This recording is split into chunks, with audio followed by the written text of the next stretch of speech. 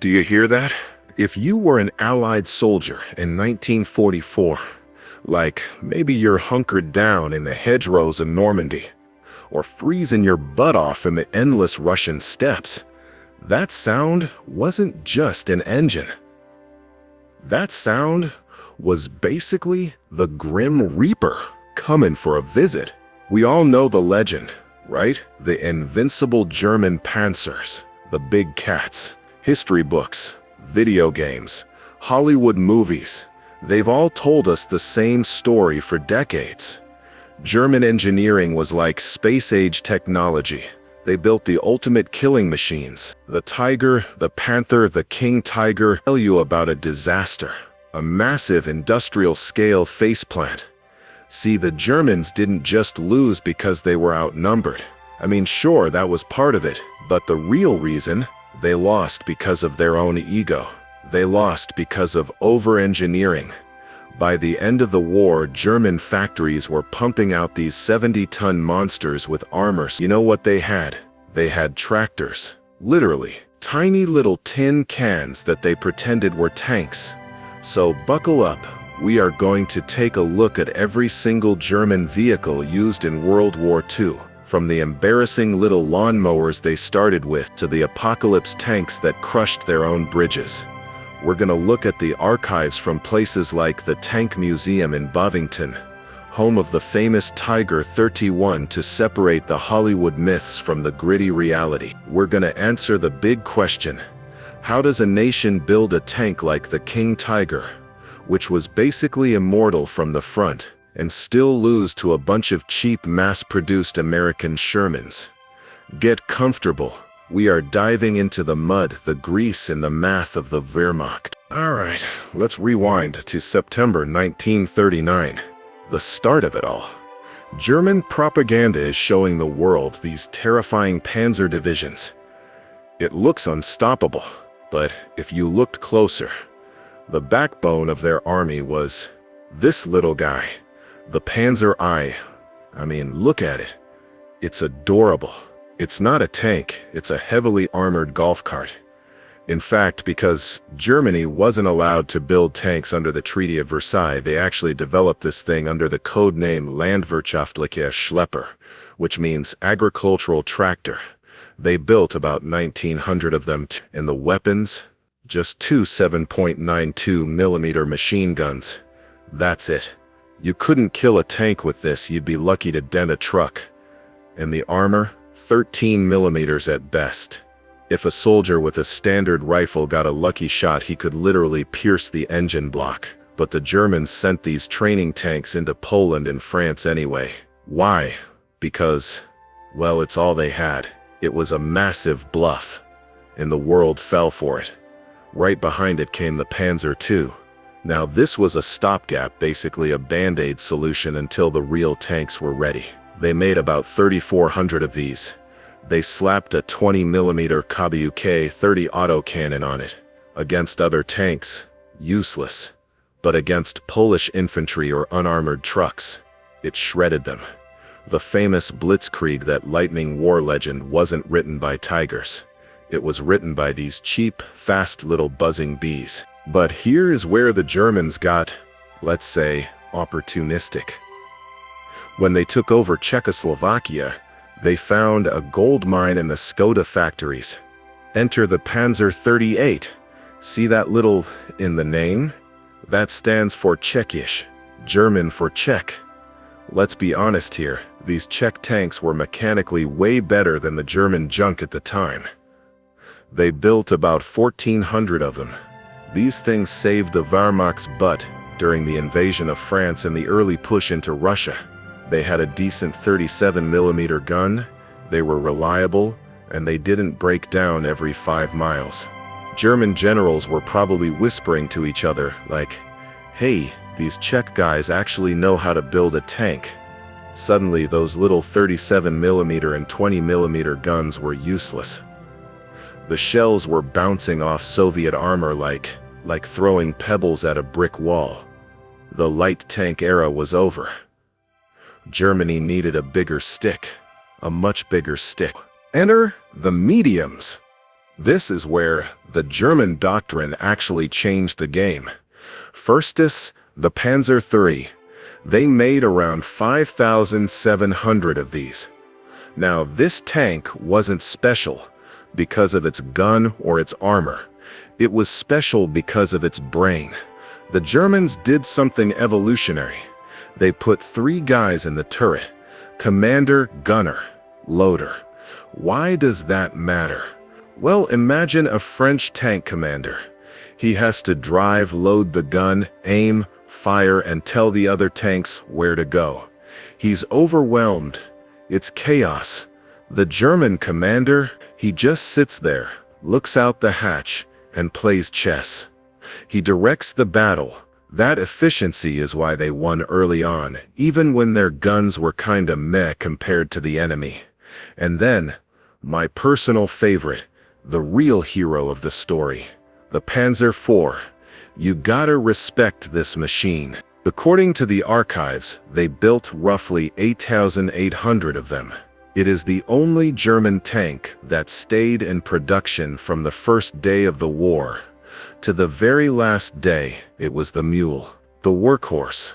At first it had this stubby little short barrel gun, the 75mm L-24, good for blowing up bunkers, bad for killing tanks. But when the T-34s showed up and started embarrassing everyone, the Germans were like, okay, time for an upgrade. They gave it a long 75mm gun, the LA-48, slapped on more armor, up to 80mm, and added those cool-looking side skirts called Schürzen. It wasn't flashy like the Tiger. It didn't get the glory in the propaganda reels, but this was the tank that actually did the heavy lifting. But panic is a powerful motivator. In 1941, the T-34 shock caused a total meltdown in Berlin. They were like, how did the Russians build something better than us? So the engineers locked themselves in a room and came out with the Panzer V Panther. Look at this beauty. Sloped armor, wide tracks, elegant. Any historians say this was the best tank of WWII. They built over 6,000 of them. Its gun, oh man, that 85mm L-70, it could punch through almost anything from a mile away. But the Panther had a dirty little secret. It was rushed. Hitler wanted it now. The first batch went to the Battle of Kursk in 1943. And guess what? A bunch of them caught fire before they even got off the train. I'm not joking. Spontaneous combustion. The transmission was a nightmare. The final drive gears would just snap because the tank was too heavy for its own good. It was a glass cannon. Beautiful, deadly, but fragile as hell. An average Panther could only go about 150 kilometers before something major broke. Let's take a quick pause here. I have a question for you. If you were a general, which one would you pick? Option A, the Panther. A masterpiece of engineering. Precise. Deadly. But it breaks down constantly, costs a fortune, and needs a team of scientists to fix the transmission. Or option B, the American Sherman, or Russian T-34. It's loud, it's uncomfortable, the welding looks like a 5-year-old did it, but you can kick it, beat it, and it still runs. And if it breaks, you just swap the part in a field with a wrench. Was the German obsession with high-tech genius, or was it a fatal mistake?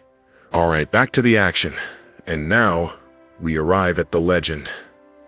The Panzer VI Tiger I. For an Allied tanker, this was straight-up nightmare fuel. Just look at it. It's a box of death on 100mm of frontal armor. That famous 88mm KBUK, a Tiger could pop a Sherman from 2 kilometers away, while the Sherman crew was still trying to figure out where the shot came from. Allied shells would just bounce off. Ping, ping, nothing. But we need to look at the reality. The guys over at the Tank Museum in Bovington have the only running Tiger I in the world, Tiger III. And when you look at the restoration reports, you realize what a nightmare this thing was. See those wheels? The interleaved road wheel? On paper, it's brilliant engineering. It distributes the weight perfectly. But in Russia, mud and snow would get in between those wheels, freeze overnight and turn into concrete. In the morning, the Invincible Tiger was stuck, frozen solid. Soldiers had to use blowtorches just to thaw the wheels out so they could move. Can you imagine doing that while being shot at? And here is the reality check, the numbers. Do you know how many Tigers were built in the whole war? That's it. 1,300. The US built more Shermans in a month than Germany built Tigers in the entire war. It was a boutique tank, a luxury item in a war that demanded mass production. But Germans being Germans, they didn't say, let's simplify. No. They said, make it bigger. Enter the Tiger II, the King Tiger. The 70 tons, 150 millimeters of sloped front armor. From the front, this thing was basically invincible. Nothing the Allies had could penetrate it. But production numbers, 490. Against 50,000 Shermans and 80,000 T-34s. Plus, it was so heavy that most bridges in Europe couldn't hold it. It would cross a bridge, the bridge would collapse, and boom, you just lost a super tank to gravity. And the fuel consumption, it drank fuel like it was free. But by 1944, Germany had no fuel. So most King Tigers weren't destroyed by enemy fire. They were abandoned by their own crews because they ran out of gas or the engine blew up. That is the 70-ton mistake. So did the Germans do anything smart? Actually, yes. Meet the unsung hero, the Stug 30.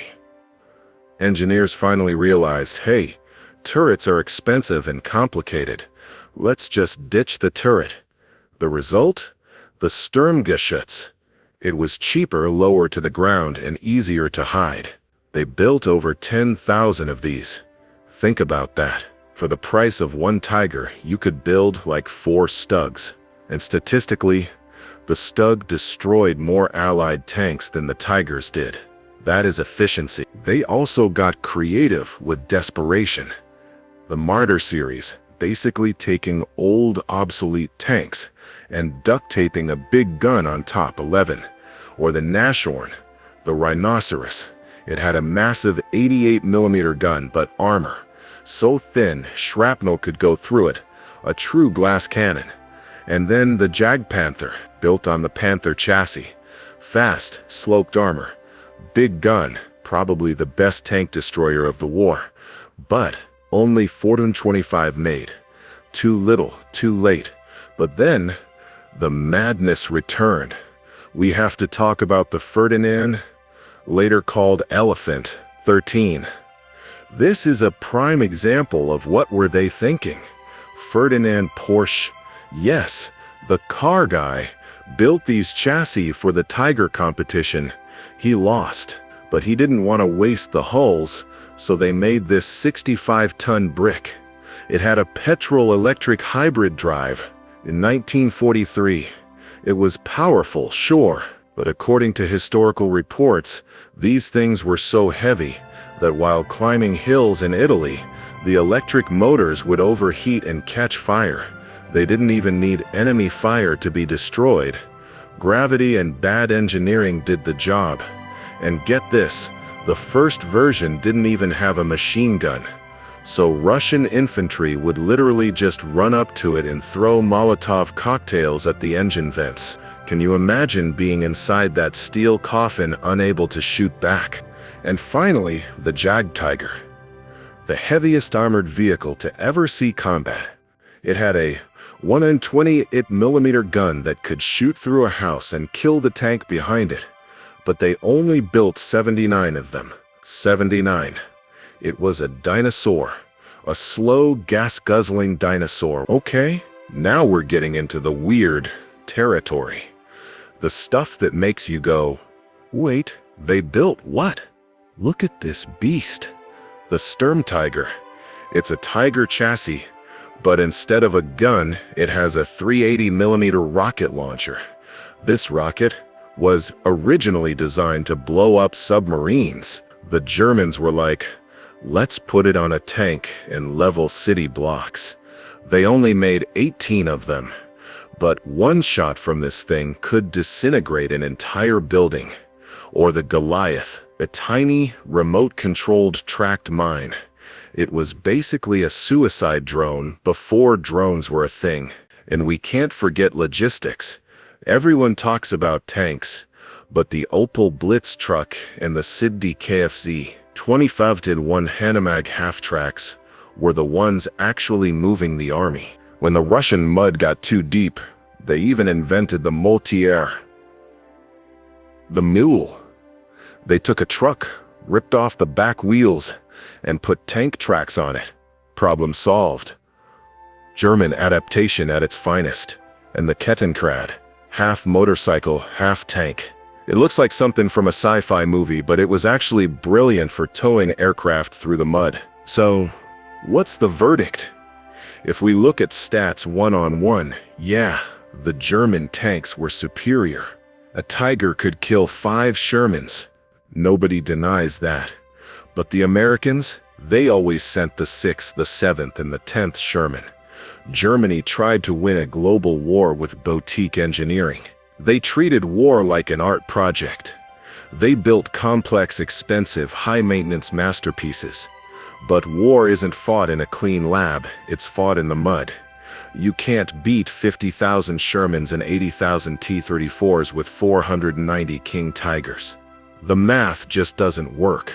The German tanks were perfect, and that perfection is exactly why they lost. It was a 70-ton mistake. The secret weapons. But, wait a minute, is that it? I know exactly what some of you are gonna ask in the comments. What about the mouse? What about the Ratte? Oh, don't worry, I didn't forget. The 18 8-ton mouse and the 1,000-ton, yes. 1,000 tons Landkreuzer called the Ratte. Germany had plans for doomsday machines that make the Tiger look like a toy. But those are a whole different level of insanity. They were so big they would have sunk into the ground immediately.